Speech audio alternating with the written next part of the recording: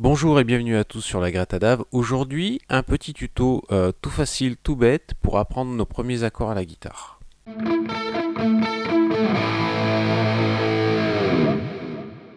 Alors, avant de rentrer dans le vif du sujet, il nous faut connaître certaines bases quand même, afin de pratiquer au mieux et de s'entraîner au mieux pour se faire plaisir avec ce petit instrument. Donc, on va avoir la main qui va venir gratter les cordes et la main qui va venir appuyer au niveau du manche sur les cordes.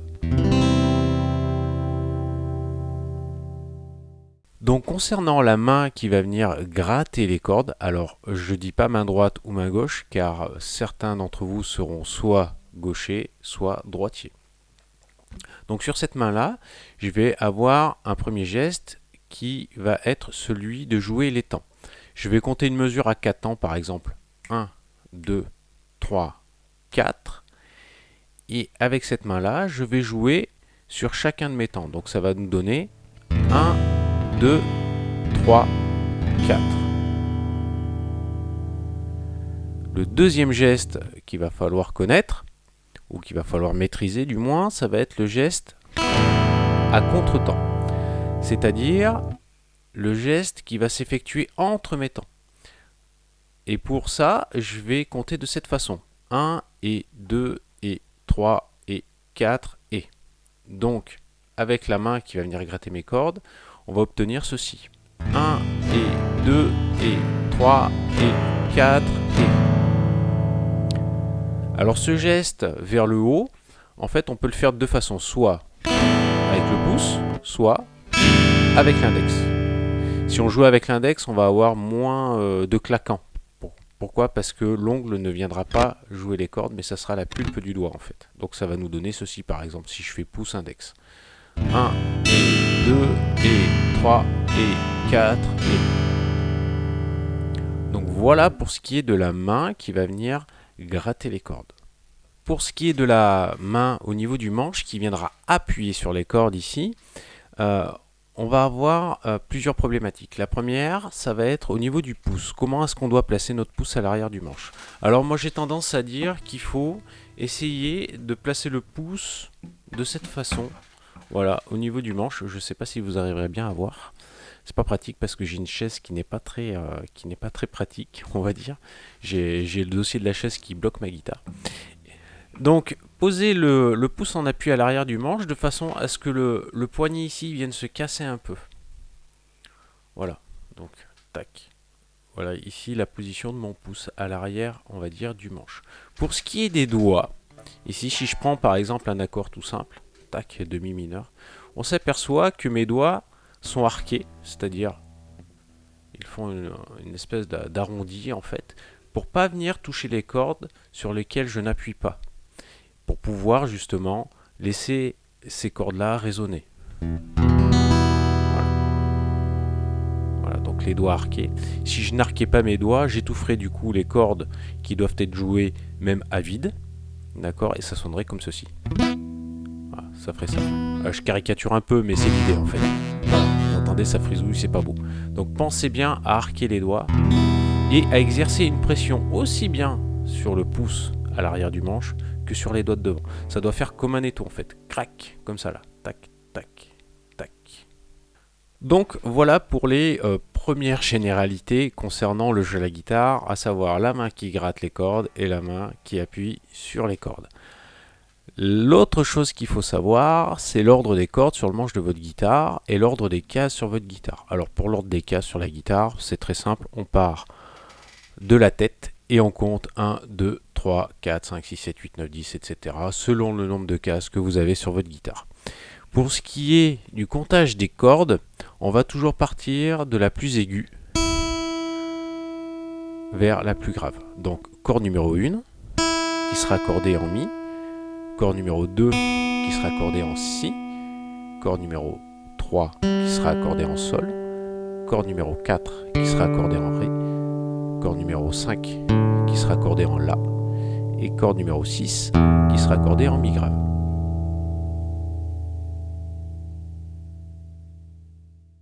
Donc voilà ce qui est des généralités concernant le jeu à la guitare. Vous avez vu, c'est tout bête, hein, tout pratique, tout simple. Voilà, maintenant on peut démarrer, on peut rentrer vraiment dans le vif du sujet avec nos premiers accords. Le premier accord que je vous propose de travailler aujourd'hui, il s'agit du mi mineur. Tac. C'est l'accord, je dis bien l'accord, le plus simple. Parce que vous allez vous apercevoir que tout d'abord, on est vachement crispé quand on commence la guitare, tout ça. Donc essayez d'être le plus relâché possible aussi quand vous travaillez la guitare. Donc le premier accord, le mi mineur. Tac. Je vais utiliser mon doigt numéro 2. D'accord. Petit retour, ou du moins petit rappel sur le comptage des doigts, même si je ne l'ai pas fait auparavant. Doigt numéro 1, doigt numéro 2, doigt numéro 3, doigt numéro 4. Le pouce, on ne le compte pas puisqu'il vient derrière le manche. Donc on va venir poser le doigt numéro 2 à la 5e corde. Tac. Deuxième case. Et on va venir poser le doigt numéro 3 à la 4e corde. Deuxième case aussi. Donc pour travailler cet accord-là, je vais compter une mesure de 4 temps et je vais juste jouer sur le premier temps. Ça va nous donner 1, 2, 3, 4. Et je répète la formule jusqu'à ce que j'ai bien la position. C'est-à-dire 1, 2, 3, 4 et 1, 2, 3, 4 et 1, 2, 3, 4 et 1, 2, 3, 4.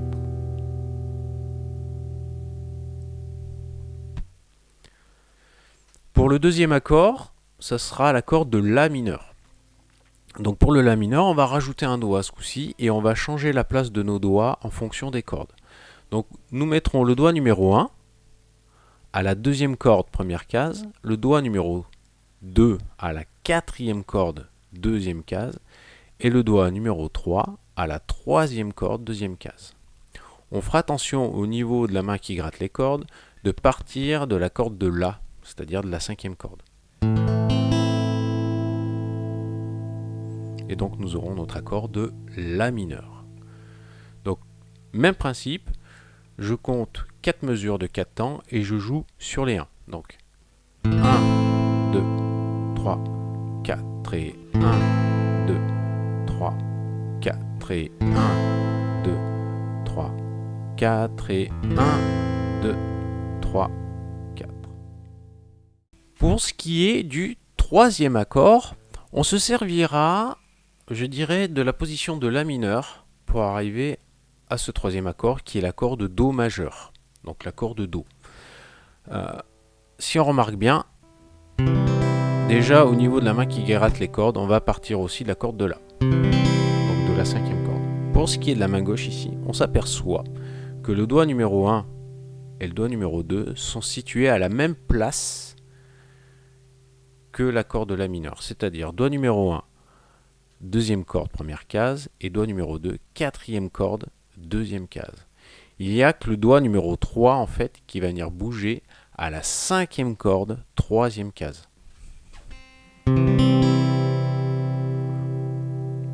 Alors pour vous amuser, du moins pour travailler l'ensemble des deux accords, vous pouvez partir du La mineur et arriver sur le Do. Alors ce qui va se passer sur l'arrivée au Do majeur, ça va être que mes doigts numéro 1 et 2 vont faire ce qu'on appelle une petite glissade. Tac. Donc on va avoir ça par exemple sur le La mineur. Tac. Et sur le Do. Tac. Vous avez vu, je fais une petite glissade. Tac. Et le pouce qui bouge un peu à l'arrière. Tac. Voilà. Là j'exagère un peu, mais c'est l'idée en fait. Tac. Tac. Donc tac. Tac. Tac. Tac. Il faut exercer une pression sur les cordes si vous voulez, mais sans pour autant être crispé. Alors ce qui ne va pas forcément être évident au départ, mais essayez de travailler dans ce sens-là. Ne jamais jouer de façon crispée en fait. Donc La mineur. Alors pour mon accord de Do, pareil, je compte 4 mesures de 4 temps et je joue que sur les premiers temps. Donc 1, 2, 3, 4 et 1, 2, 3, 4 et 1, 2, 3, 4 et 1, 2, 3, 4. Donc dans un dernier temps, si vous souhaitez travailler l'enchaînement de ces trois accords-là, il y a des petites combines à connaître, j'ai envie de dire. Alors, selon certains passages d'accords, on verra qu'il y a des petites combines qui nous permettent de passer d'un accord à l'autre plus facilement, et puis des fois il n'y en a pas, malheureusement, donc ça demandera un peu plus de boulot en fait. Donc, si je pars du mi mineur, pour arriver au la mineur, je vais juste avoir à descendre mes deux doigts tac d'une corde et rajouter mon index ici. Et pour passer du la mineur au do, on l'a un peu vu juste avant, on aura juste à poser le troisième doigt ici. Alors si je mets des mesures sur ces passages d'accords là, je vais donc toujours rester en 4 temps et je jouerai mes accords que sur le premier temps à chaque fois. Ça va nous donner ceci. 1, 2, 3, 4 et 1, 2, 3, 4 et 1, 2, 3, 4. Si je veux compléter cette suite d'accords là, vous avez vu 3 mesures, ça fait un peu court. Si on veut, on va dire, travailler ça sur 4 mesures, vous pouvez doubler soit l'accord de do à la fin, c'est-à-dire jouer 2 do, comme ceci. Donc 1, 2, 3, 4 et 1, 2, 3, 4 et 1, 2, 3, 4 et 1, 2, 3, 4. Ou bien éventuellement revenir sur l'accord de la mineur sur la quatrième mesure. C'est ce que je préfère parce que du coup ça permet de travailler la mobilité de ce troisième doigt ici. Donc ça va nous donner ceci. 1, 2, 3, 4 et 1, 2, 3, 4 et 1, 2, 3, 4 et 1, 2, 3, 4.